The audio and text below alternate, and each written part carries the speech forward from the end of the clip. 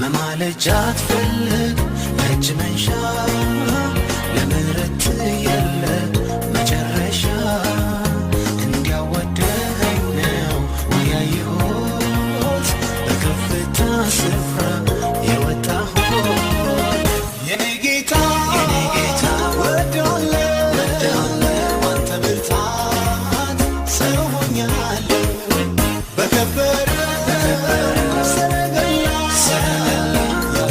ዮኒ ማኛ ልክ ነው ያለው ከኦርቶዶክስ ተዋህዶ እምነት ለቀኩ ያለበትን ምክንያት ተናግሯል። አሳያችኋለሁ።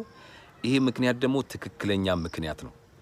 ይሄው የኦርቶዶክስ ተዋህዶ እምነት ተከታይ ነኝ፣ ግን ሐቁን ሐቅ ላለው ሐሰቱን ሐሰት ላለው ምንድነው ምክንያቱ ምትሉ ከሆነ በደንብ አዳምጡ። ኦርቶዶክስ አላሸክላለችን ኦርቶዶክስ ጋር እየነገርኩ ነው። እየጠነከርክ በእምነት እየጎበስክ ስትሄድ ጾም በጾም ታረግና ከዛ ቆሎ ትበላል። ገዳም ገብተህ ቆሎ መጽሐፍ ቅዱስ ታነባለህ፣ ቆሎ ትበላለህ። መጽሐፍ ቅዱስ ታነባለህ፣ ቆሎ ትበላለህ። እዚህ ነፍሴ በአንድ ወር ውስጥ ይሸቅልልሃል፣ 500,000 ይዘጋል። በቅርቡ እንዳልክ መኪና ይዛ ቤቷን ፏ ብልጭ ስትል ታያለህ። እንግዲህ እንደሰማችሁት ነው። ዮኒ ማኛ እዚህ ጋር ምንድነው የዋሸው? ምንድነው እኛን ኦርቶዶክሳውያንን የሚያናድደን? የኦርቶዶክስ ተዋህዶ እምነት ለቢዝነስ ትሆናለች? እስቲ ንገሩኝ። ማንም እንደፈለገ ነብይ ነኝ ሐዋርያ ነኝ ያለ አዳራሽ የተከራየ በስሙ ቸርች ከፍቶ ቢዝነስ ሊሰራባት አይችልም። አልዋሽም፣ ትክክል ነው።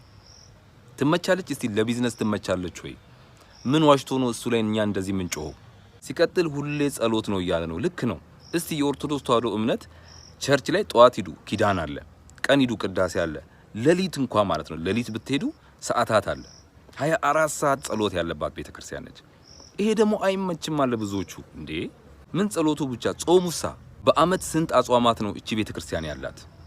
አርብና ሮብን ሳይጨምር እንደፈለጉ ያገኙትን ማግበስበስ ለሚፈልጉ ከርሳሞች እኮ እቺ ቤተክርስቲያን አትመችም። ልክ እኮ ናቸው። ለሚጠፋው ለዚህ ለብልጭልጩ ለጊዜያዊ ዓለም የሚሆን ነገር የላትም። ይሄ ሐቅ ነው። ለዛሽ ለመንግስተ ሰማያት የሚያበቃ ጾም፣ ጸሎት፣ ስግደት ነው ያላት እቺ ቤተክርስቲያን።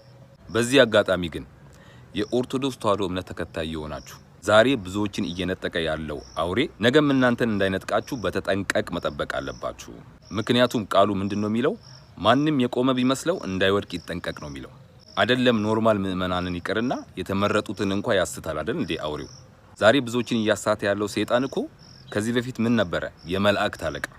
ወንጌልን ለዓለም እንዲሰብኩ ከመረጣቸው 12 ሐዋርያት መካከል አንዱ ይሁዳ ነው።